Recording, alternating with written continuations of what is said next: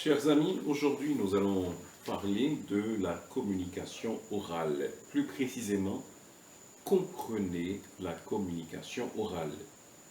Nous allons brièvement mentionner une théorie de la communication et ensuite parler de diverses formes de communication orale. Parlons premièrement de la théorie de Roman Jacobson. Roman Jacobson est un linguiste américain d'origine russe qui a vécu de 1896 à 1982. Il a conçu une théorie de la communication orale que beaucoup d'auteurs ont reprise. Jacobson parle de 6 composantes principales de la communication. En essayant de comprendre cette théorie, nous allons essayer de mieux comprendre comment nous communiquons les uns avec les autres. Certes, nous communiquons avec les autres depuis notre petite enfance. Néanmoins, nous n'avons peut-être jamais pris le temps de penser au mécanisme de communication qui est enclenché lorsque nous essayons de communiquer avec les autres. Donc, c'est ce que nous allons essayer de découvrir. C'est un peu comme parler une langue et ensuite étudier la grammaire de cette langue. Lorsqu'on en étudie la grammaire, on est mieux capable de comprendre pourquoi on utilise telle tournure dans telle situation. Premièrement donc, Jacobson parle d'un premier élément de la communication orale que l'on appelle ou qu'il appelle l'émetteur. L'émetteur, c'est celui qui, d'après Jacobson, a une intention, a un message à communiquer. Il se peut que cet émetteur soit une personne ou un groupe de personnes. Ce message que l'émetteur veut communiquer s'adresse au second élément de la communication orale. Il s'agit du récepteur. Le récepteur, c'est celui à qui le message est destiné. Il se peut également que le récepteur soit une personne ou un groupe de personnes.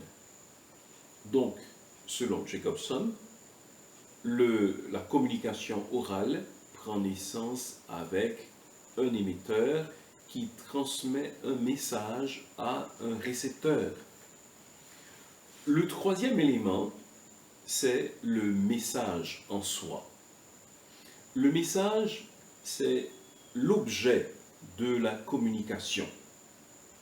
C'est un énoncé de ce que veut communiquer l'émetteur.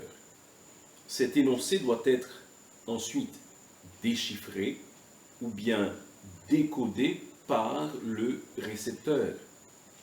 Souvent, on appelle également le message un discours. N'entendez pas par discours ce que vous avez ordinairement en tête, mais le discours en ce sens peut être défini comme toute production écrite ou orale porteuse d'un message. Donc, discours, c'est toute production écrite ou orale qui est porteuse d'un discours. Donc, c'est ce que nous appelons le message. C'est ce que l'émetteur communique au récepteur. Le quatrième élément que mentionne Jacobson, c'est le référent. Le référent qu'il ne faut pas confondre avec le message. Selon un auteur nommé Jean-Paul Simard, le référent, c'est le contenu du message, c'est-à-dire les référents de l'univers auxquels renvoie le message. C'est également le contexte dans lequel se déroule ou auquel se réfère la communication. Il faut donc distinguer le message du contenu. Il y a le contenu du message et il y a l'énoncé du contenu. Le message, l'énoncé, c'est le message, mais le contenu, c'est le référent. Quand Simard dit que ce sont des représentations de l'univers auxquelles renvoie le message, essayons de trouver un ou deux exemples. Si je dis par exemple « je suis assis sur une chaise », le message, c'est ce que vous venez d'entendre. Je suis assis sur une chaise. Néanmoins, le contenu, c'est différent.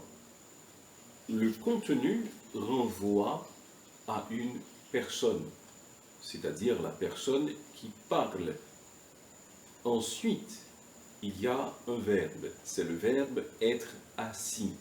Cela signifie que la personne qui parle est en position assise. Il y a une préposition, la personne est assise sur un objet, et cet objet, c'est une chaise. Un article indéfini, féminin, une, et chaise. Chaise renvoie à un objet sur lequel on s'assied d'ordinaire. Donc, le contenu du message ou le référent, c'est que la personne qui est en train de parler, qui s'exprime dans ce discours oral ou écrit, est dans une position assise sur un objet sur lequel les gens s'asseyent d'ordinaire. Donc, l'énoncé du contenu du message, le référent, peut être constitué des personnes, des objets, des lieux, des événements, des situations, des arguments, des sentiments évoqués par le message, toujours selon Jean-Paul Simard. Le référent peut également faire allusion au contexte, c'est-à-dire l'ensemble des circonstances dans lesquelles se déroule le message, qu'il soit écrit, qu'il soit parlé. Et par contexte, nous devons comprendre l'environnement physique, social, culturel dans lequel s'inscrit l'acte de communication.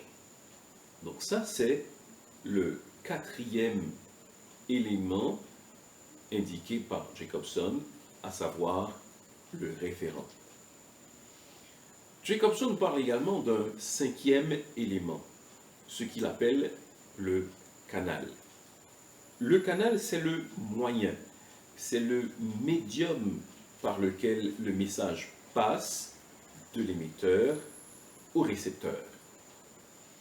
Dans la communication orale, les ondes sonores sont ce médium parce qu'il se produit grâce aux cordes vocales de l'émetteur des sons qui ont une signification. Et ces sons produits sont portés aux oreilles du récepteur par des ondes sonores. Donc, dans ce cas, nous disons que le canal, ce sont les ondes sonores. En sixième lieu, Jacobson parle du code. Le code, c'est un ensemble de symboles utilisés dans le langage verbal. Et chacun de ces symboles a un sens particulier. Nous pouvons parler par exemple des mots. Les mots sont les principaux symboles que nous utilisons dans la communication orale. En plus des mots, comme symbole, nous pouvons également parler des inflexions de la voix, parce que on peut dire les mêmes mots, mais changer l'inflexion de la voix et donner un autre sens à la phrase. Si je dis par exemple « Tu viens ce soir ?» c'est une question que je pose. Si par contre je dis « Tu viens ce soir ?» c'est de préférence une affirmation. Ce sont les mêmes mots, cependant, à cause des inflexions différentes de ma voix, les mêmes mots ont un sens quelque peu différent. L'ordre des mots a également un sens. Les pauses que nous observons ont également un sens, car nous savons qu'après un point, après une phrase complète, en général, nous observons une pause un peu plus longue que dans le reste du discours. Donc, l'émetteur doit s'assurer que son message est encodé, c'est-à-dire qu'il est mis sous une forme quelconque dans un code qui permettra au récepteur de l'entendre, et celui-ci, à son tour, devra décoder le message. Donc, il s'agit d'un code qui est commun et à l'émetteur et au récepteur. Par là, nous pouvons comprendre certaines choses dans le domaine de la communication. Nous pouvons comprendre, par exemple, pourquoi il se produit des difficultés de communication entre deux personnes ou dans un groupe de personnes. Il se peut, par exemple, que nous utilisions un même mot, un même symbole, mais que nous y attribuions des sens différents. L'émetteur l'utilise dans un sens, tandis que le récepteur le prend dans un autre sens. Donc, nous devons nous assurer en communication que les codes que nous utilisons, que les symboles que nous utilisons sont véritablement compris par nos récepteurs. Et nous devons nous assurer que notre manière de comprendre les codes ou le code utilisé, les symboles utilisés par l'émetteur, c'est ce que nous comprenons lorsque nous sommes les récepteurs.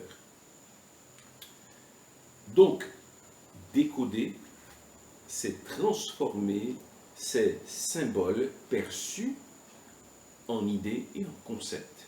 Tandis que encoder, c'est l'inverse. C'est transformer les concepts, les idées en symboles. Nous pourrions ajouter un 7e élément, aussi ce que nous propose Jacobson, c'est ce que nous pouvons appeler les interférences.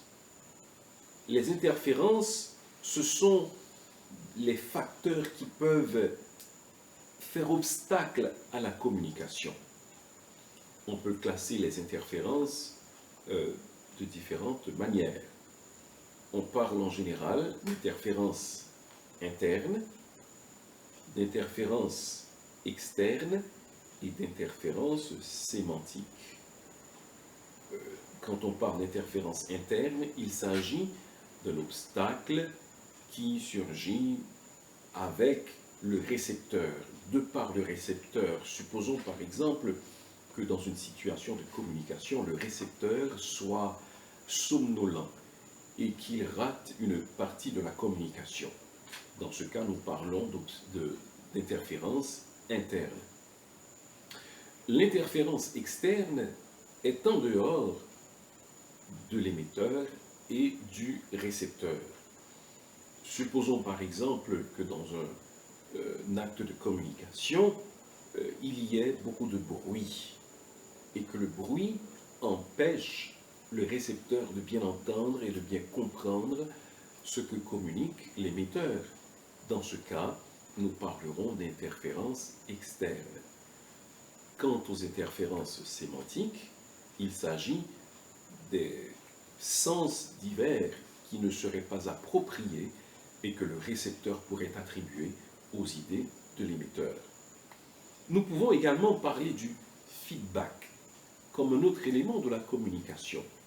Le feedback ou rétroaction, c'est la réponse, c'est la réaction du récepteur au message qu'il a reçu.